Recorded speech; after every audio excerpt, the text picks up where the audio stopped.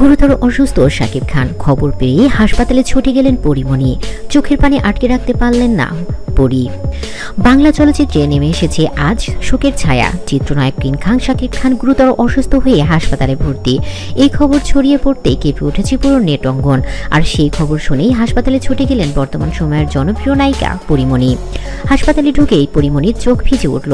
চোখে পানি ধরে রাখতে পারলেন না তিনি। সাংবাদিকদের সামনে থেমে থেমে বললেন, শাকিব ভাই শুধু একজন নায়ক নন, উনি আমাদের ইন্ডাস্ট্রির প্রাণ।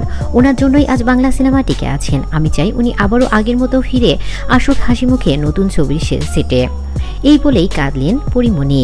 পরীমণি আরও বললেন, আপনারা জানেন আমি একসময় শাকিব ভাইয়ের কোম্পানির ব্র্যান্ড অ্যাম্বাসিডার ছিলাম। ওনার কাছ থেকে অনেক কিছু শিখেছি। আজ তাকে এমন অবস্থায় দেখে বুক ভেঙে যাচ্ছে।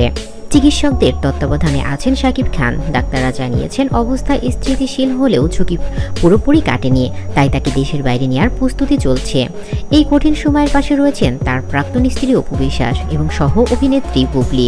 দুজনেই একসাথে বসে শাকিবের দেখাশোনা করেন। এমন দৃশ্য দেখে অনেকেই বলছেন এ যেন সিনেমার বাইরেও এক বাস্তব গল্প। পরীমণি আরও বলেন, আমার সবচেয়ে কষ্ট হচ্ছে শাকিব ভাইয়ের 2 সন্তানের কথা ভেবে। এই বয়সে তারা যেন বাবাকে না হারায় সেটা ভাবতেই পারছি না।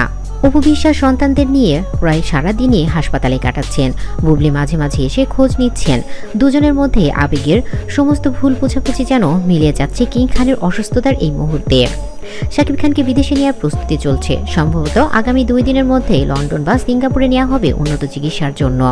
দেশের কোটি ভক্ত এখন একটাই প্রার্থনা করছেন, আমাদের কিং খান ফিরে আসুক আগের মতো। বাংলা সিনেমার এই কিংবদন্তি মানুষটি শুধু একজন অভিনেতা নয়, তিনি একজন যুগের নাম, এক প্রজন্মের প্রেরণা। পরীমণির শেষ কথা ছিল, শাকিব ভাই আবারও ফিরবে, সিনেমার হলগুলো আবারও কাঁপবে ওনার নামেই, কারণ উনি কিং খান।